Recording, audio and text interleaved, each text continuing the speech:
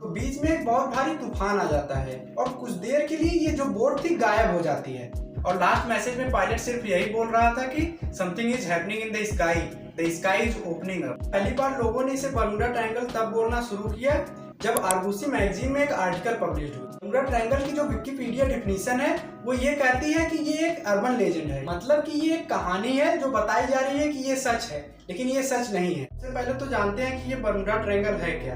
दोस्तों, हमारे अर्थ पर एक ऐसी जगह है जहाँ से पानी की जहाज हो या फिर हवाई जहाज क्यों ना हो, अगर वो उस जगह से होकर गुजरती है तो गायब हो जाएंगे। ये जगह नॉर्थ अटलांटिक ओशियन के वेस्ट रीजन में है।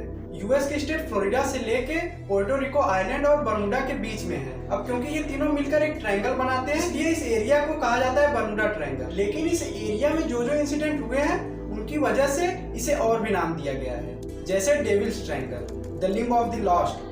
चलिए जानते हैं कि ये शुरू कब से हुआ। दरअसल 1950 में यूएस मीडिया के अंदर इस एरिया के बारे में हल्की हल्की बातचीत शुरू हो रही थी, लेकिन पहली बार लोगों ने इसे बर्मुडा ट्रायंगल तब बोलना शुरू किया जब आर्गुसी मैगजीन में एक आर्टिकल पब्लिश हुई, जिसमें लिखा गया था कि फ्लोरिडा के पास एक एरिया है जो 3 पॉइंट से मिलके बना है और जहां पर कुछ अजीब सी एक्टिविटीज हो रही हैं।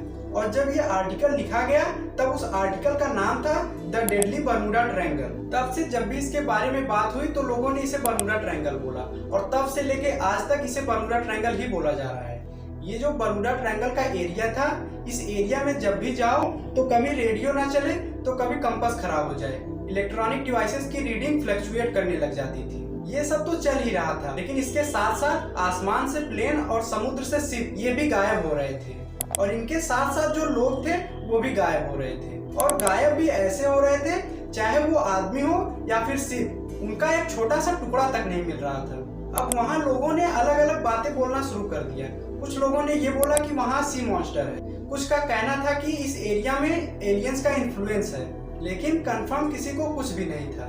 अगर आप सर्च करोगे तो आपको पता चलेगा कि ऑल ओवर वर्ल्ड में जितनी मूवीज, बुक्स और डॉक्यूमेंट्रीज बर्मुडा ट्रायंगल पर बनी है, शायद ही किसी और टॉपिक पर बनी हो। 1888 में एक शिप था जिसका नाम था एलन ऑस्टिन। ये इंग्लैंड से न्यूयॉर्क के लिए निकलता है। 2 से 3 वीक ट्रेवल करने के बाद इस शिप का जो कैप्टन था, जिसका नाम था ग्रिफिन, वो एक अनप्लान्ड शॉर्टकट लेता है ताकि जल्दी पहुंच जाए। और ये जो शॉर्टकट था ये बर्मुडा ट्रायंगल के पास से गुजरता था। लेकिन जैसे ही बर्मुडा ट्रायंगल का एरिया आता है, कैप्टन ग्रिफिन को एक छोटी सी बोट दिखाई देती है जो बिना किसी पैटर्न के इधर से उधर अजीब तरीके से घूम रही थी। कैप्टन ने कई बार कोशिश की कम्युनिकेट करने की, लेकिन कोई रिस्पांस नहीं आया उस बोट से। शुरू में तो ये लोग डर रहे थे, लेकिन कुछ समय के बाद कैप्टन ने कुछ लोगों को उस बोट में भेजा ये चेक करने के लिए कि आखिर ये बोट रिस्पांस क्यों नहीं कर रही। लेकिन उस बोट पर पहुंचने के बाद हर कोई शॉक्ड था, क्योंकि वो पूरी की पूरी बोट खाली थी। ना कोई कैप्टन था, ना ही कोई पैसेंजर। सारी चीजें उस बोट की सलामत थी और कोई डैमेज नहीं था। इसके बाद इन लोगों ने डिसाइड किया कि इसे अपने साथ न्यूयॉर्क ले जाएंगे। वहाँ की जो अथॉरिटी होगी उसे इन्फॉर्म कर देंगे ताकि कोई इलीगल एक्टिविटी वगैरह हो रही हो तो उसे ट्रैक किया जा सके। जब ये लोग न्यूयॉर्क की तरफ बोट को लेकर चलते हैं तो बीच में एक बहुत भारी तूफान आ जाता है और कुछ देर के लिए ये जो बोट थी गायब हो जाती है।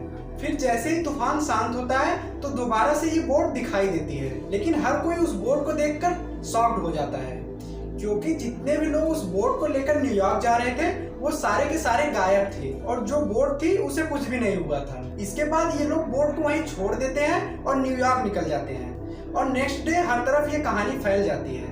बर्मुडा ट्रायंगल में गायब हुए हवाई जहाज, इस एरिया से गुजरने वाले हवाई जहाजों का भी कोई अता पता नहीं था, जैसे कि flight 19, star tiger, Douglas DC-3, ये सब बर्मुडा ट्रायंगल में गायब हुए प्लेन्स हैं। ब्रूस गर्नॉन इकलौते ऐसे आदमी थे जो बर्मुडा ट्रायंगल को सरवाइव करके वापस आए थे। ब्रूस बहामास से फ्लोरिडा रेगुलर ट्रेवल करते थे। उनको करीब 1.5 घंटे लगते थे बहामास से फ्लोरिडा ट्रेवल करने में। एक बार ये बर्मुडा ट्रायंगल से 10,000 फीट की ऊंचाई से प्लेन उड़ा रहे थे। मौसम एकदम क्लियर था, ना तो कोई रेन थी और ना ही कोई थंडरस्टॉर्म। लेकिन अचानक से उनके सामने बहुत ही हैवी क्लाउड आ गए। इतना ज्यादा अंधेरा हो गया था कि सन की एक लाइट उसमें से नहीं पास हो रही थी। जैसे जैसे ब्रूस आगे बढ़ रहे थे क्लाउड और भी हैवी होता जा रहा था और प्लेन के इंस्ट्रूमेंट भी काम नहीं कर रहे थे, ना ही कंपास काम कर रहा था और उनको ऐसा लग रहा था कि कोई एक्सटर्नल फोर्स उनके प्लेन को कंट्रोल कर रहा है। ग्राउंड पे जो टीम थी उनको अचानक से उनकी लोकेशन मिलना भी बंद हो गया था, लेकिन वो रुके नहीं। वो कंटिन्यूअसली उन घने बादलों में प्लेन चलाते रहे और फिर वो बादल थोड़ी देर बाद हट गए वो ग्राउंड टीम से कांटेक्ट करते हैं, लेकिन हर कोई देख के उन्हें शॉक था क्योंकि प्लेन सिर्फ 45 मिनट में ही फ्लोरिडा पहुंच गई थी, जो कि प्रैक्टिकली पॉसिबल नहीं था। 250 माइल्स की डिस्टेंस थी, 1.5 घंटे में पूरी होनी चाहिए थी। इस मॉडल का जो प्लेन था मैक्सिमम स्पीड उसकी 180 माइल्स पर आवर थी, तो प्रैक्टिकली ऐसा पॉसिबल नहीं था कि वो 45 मिनट में फ्लोरिडा पहुंच जाए। जब उन्होंने फ्यूल चेक किया तो वो भी एज इट इज था, वो भी कम नहीं हुआ था। फिर आगे चल के उन्होंने इस पर एक किताब लिखी। अब ये जो स्टोरीज मैं आपको बता रहा हूँ, ऐसे बहुत से स्टोरीज हैं बर्मुडा ट्रायंगल जो बुक्स, मूवीज और डॉक्यूमेंट्री के फॉर्म में बिक रहे हैं। अब इसके पीछे रीजन ये है कि लोगों को पसंद आती है मिस्टीरियस स्टोरीज, उनसे कलेक्शन बिल्ड करना और भी पसंद आता है लोगों को, क्योंकि ये जो कॉन्स्पिरेसी थ्योरीज होती है ये काफी इंटरेस्टिंग होती हैं। वहीं रियल फैक्ट जो होते हैं वो थोड़े बोरिंग होते हैं और इसी चीज का बिजनेस बनाया जाता है। ऐसी स्टोरीज जिनमें ये है कि पहले बर्मुडा ट्रायंगल था, इसके नीचे सिविलाइजेशन था, अब वहाँ हम एलियन से मिलेंगे, ये सब मिलियंस में बिकते हैं। आप सर्च करके देखिएगा कि बर्मुडा ट्रायंगल पर कितनी मूवीज बनी है, आप थक जाओगे देखते देखते, इतनी मूवीज हैं। एक पर्टिकुलर इंसिडेंट के उस डाटा पॉइंट को उठा के, जो कि 100 से 200 साल पुरानी है, जिसको अब वेरीफाई भी नहीं किया जा सकता, हम कुछ भी मान लेते हैं। इन सारी स्टोरीज को सुनने के बाद क्या आपके दिमाग में एक सवाल आया कि अगर ये इतनी ही मिस्टीरियस जगह है तो आजकल इसके बारे में क्यों नहीं बात हो रही है? अगर आज के डेट में किसी को फ्लोरिडा जाना है तो वो प्लेन या फिर शिप का ही यूज करेगा और यही बर्मुडा ट्रायंगल वाला रूट ही यूज करेगा। इनफैक्ट सबसे हैवी ट्रैफिक जोन है बर्मुडा ट्रायंगल का।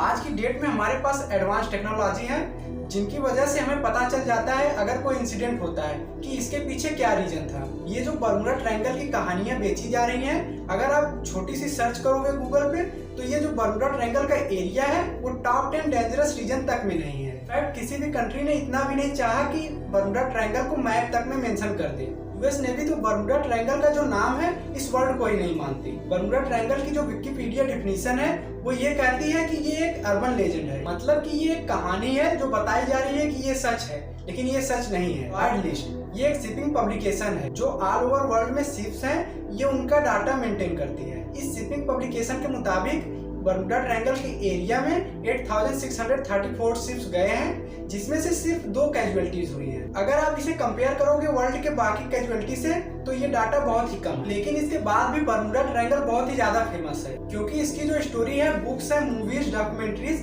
इन सब की जो इकोनॉमी है वो बहुत ही स्ट्रॉन्ग है। ला ट्रिब्यूना की रिपोर्ट के हिसाब से 75 शिप्स और एयरक्राफ्ट मिस हुए हैं बर्मुडा ट्रायंगल से। अगर आप एवरेज निकालोगे तो दुनिया के बाकी जगहों पर लगभग इतने ही एक्सीडेंट्स हुए हैं। जापान के पास भी सेम ऐसा ही एरिया है, उसका भी नाम दिया गया है ड्रैगन ट्रायंगल। यहाँ भी 1945 में A6M0 एयरक्राफ्ट का कनेक्शन टूट गया था और लास्ट मैसेज में पायलट सिर्फ यही बोल रहा था कि something is happening in the sky, the sky is opening up. उसके बाद आज भी नहीं पता चला कि वहां पर हुआ क्या। सेम इसी ड्रैगन ट्रायंगल में 1980 में MV डर्बीशायर, जो एक बहुत ही बड़ा ब्रिटिश शिप था, वो भी अचानक से गायब हो गया था और उसके बारे में आज तक नहीं पता चला कि वो गया कहाँ पर। ड्रैगन ट्रायंगल का जो एरिया है वो बर्मुडा ट्रायंगल की तरह ही है और इंसिडेंट भी ऑलमोस्ट सेम ही होते हैं, लेकिन इसके बाद भी बर्मुडा ट्रायंगल को ज्यादा लाइमलाइट मिलती है क्योंकि हॉलीवुड ने जितनी मूवीज बर्मुडा ट्रायंगल पर बनाई है उतनी ड्रैगन ट्रायंगल पर नहीं। जितनी बुक्स बर्मुडा ट्रायंगल पर पब्लिश हुई हैं उतनी ड्रैगन ट्रायंगल पर नहीं पब्लिश हुई। यही कारण है कि बर्मुडा ट्रायंगल ज्यादा फेमस है। अब आज की डेट में ये किसी भी तरीके से वेरीफाई नहीं किया जा सकता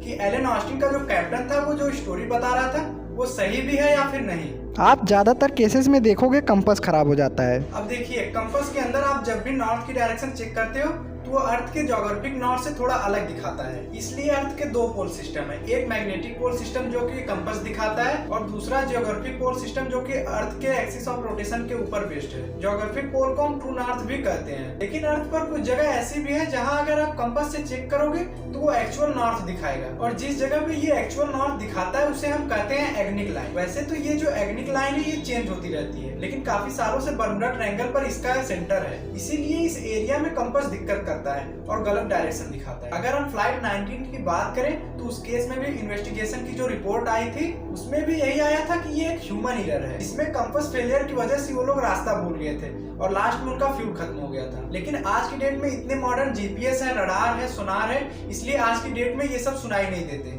बर्मुडा ट्रायंगल का जो एरिया है वहाँ पर मीथेन हाइड्रेट की फील्ड भी है, तो जब मीथेन का इरप्शन होता है तो वो पानी से मिलके बड़े बड़े बबल्स बनाता है, जिससे पानी की डेंसिटी कम हो जाती है और नॉर्मली जिस डेंसिटी के हिसाब से शिप बने होते हैं वो सरवाइव नहीं कर पाते और डूब जाते हैं। एक्सपेरिमेंट में भी ये प्रूफ हो चुका है कि बबल्स की वजह से शिप्स डूब सकते हैं। इसके साथ साथ यूएस के कई स्टेट्स हैं जो बर्मुडा ट्रायंगल से लगे हुए हैं, वहाँ पर हैरिकेन बहुत आते हैं, जैसे कि फ्लोरिडा। तो ये भी एक रीजन माना जाता है एक्सीडेंट्स का। बर्मुडा ट्रायंगल में ऐसा नहीं है कि सिर्फ एक ही रीजन की वजह से एक्सीडेंट्स होते हैं, इसमें कई सारी चीजें हैं। 2016 में यूनिवर्सिटी ऑफ कोलोराडो की साइंटिस्ट की टीम ने सैटेलाइट इमेजेस निकाली बर्मुडा ट्रायंगल की, तो यहाँ पर उन्हें हेक्सागोनल शेप में क्लाउड्स दिखे जो कि नॉर्मली नहीं दिखते हैं। ये हेक्सागोनल क्लाउड एक एयर बॉम्ब की तरह एक्ट करते हैं और एयरक्राफ्ट पर 175 माइल्स पर आवर की स्पीड से हिट कर सकते हैं, जिससे पूरा का पूरा एयरक्राफ्ट कोलैप्स हो सकता है। साइंटिस्ट डॉक्टर कार्ल, जिन्होंने सिडनी यूनिवर्सिटी में रिसर्च की, इन्होंने इस एरिया को बहुत अच्छे से एनालाइज किया कई सालों तक। उसके बाद उन्होंने कहा कि ये एक ह्यूमन एरर, बैड वेदर और अनप्रेडिक्टेबल सिचुएशन की वजह से हादसे हुए हैं। उस एरिया में ज्यादा लोग ट्रेवल करते हैं, इसलिए ज्यादा सुनाई देता है।